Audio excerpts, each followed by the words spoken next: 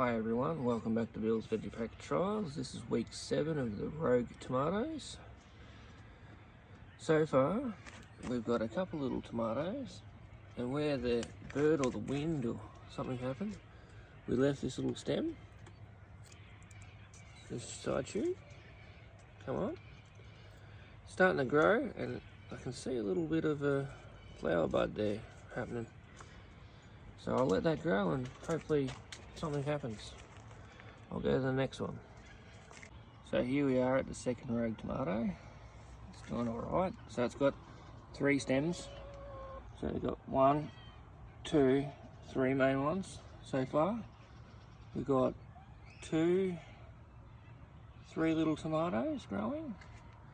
I gave it a bit of a prune, cleaned up the bottoms there, took out the little side shoots. So it's starting to look good. So we'll see what it looks like in week 9.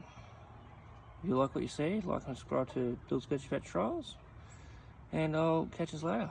Bye.